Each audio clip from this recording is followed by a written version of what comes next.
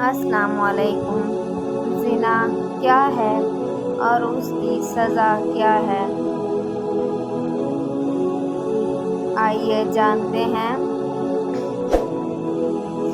اگر مرد ایک ایسی عورت سے صحبت ہم بستری کرے جو اس کی بیوی نہیں ہے تو یہ زنا کہلاتا ہے۔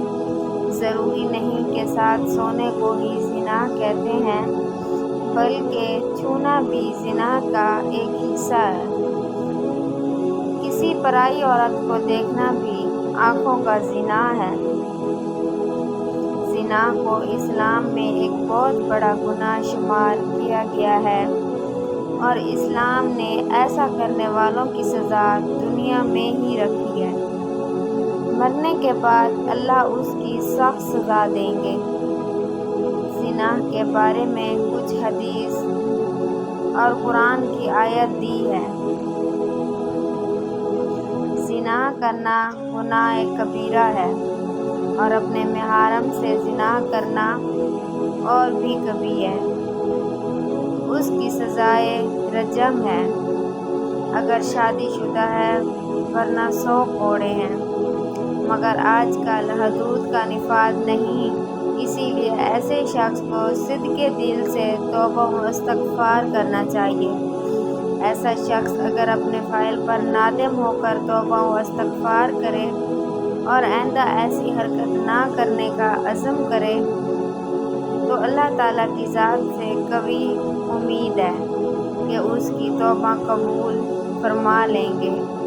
حضرت محمد صلی اللہ علیہ وآلہ وسلم نے فرمایا، مومن ہوتے ہوئے تو کوئی زنا کر ہی نہیں سکتا۔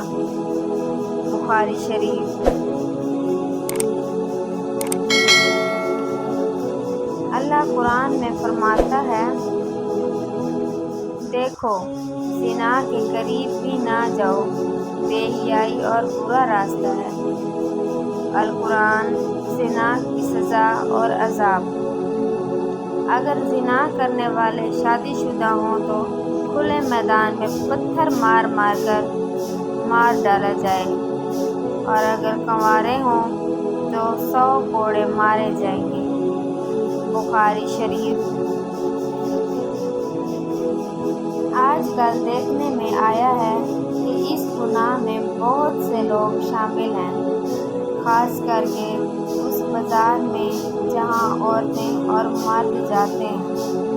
کس کا ہاتھ کس کو لگ رہا ہے، کہاں لگتا ہے، کچھ معلوم نہیں ہوتا، چاہے لڑکا ہو یا لڑکی۔ اور پھر اس گناہ کو کرنے کے بعد اپنے دوستوں کو بڑی شان سے سناتے ہیں، بلکہ ان کو بھی ایسا کرنے کی رائے دیتے ہیں۔ اگر کوئی اکیلے لڑکے یا لڑکی کوئی غلط کام کرتا ہے تو اس کا گناہ اس کے ماں باپ کو بھی ملتا ہے، کیونکہ انہوں نے ان کی جلدی شادی نہیں کی، جس کی وجہ سے وہ غلط کام کرنے لگے، اور شادی کی عمر ہونے کے بعد بھی ماں باپ ان کی شادی نہ کرے تو اللہ ناراض ہو جاتا ہے اور ان کے گھر کی برکت ختم ہو جاتی ہے، اور اللہ ان ماں باپ سے قیامت کے دن حساب مانگے گا۔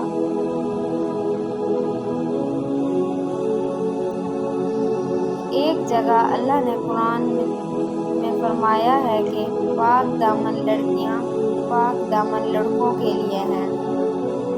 اس کا مطلب یہ ہے کہ اگر آپ اچھے ہیں تو اللہ آپ کو بھی اچھی بیوی یا دولہا دے گا، اور خراب ہیں تو سمجھ لیجئے زنا ایک ایسا عمل ہے جس سے نسیان، ایڈز، کینسر جیسی موذی بیماریاں پھیلتی ہیں۔ زنا سے انسان کا دل مردہ ہو جاتا ہے، جبکہ اکثر دیکھنے میں آیا ہے کہ جب دل مردہ ہو گیا تو پھر اس کے دل سے اسلام کی روشنی ختم ہو جاتی ہے، جس سے وہ ایمان سے خالی ہو جاتا ہے۔ इंसान जो भी गलत काम करता है उसकी कीमत उसके बच्चों, माँ बाप, बहन और उस दुनिया में ही अदा करनी पड़ती है। इमाम शाफी कहते हैं कि ज़िना एक कर्ज है। अगर तू ऐसा कर्ज लेगा तो तेरे घर से यानी तेरी बहन बेटी से वसूल किया जाएगा।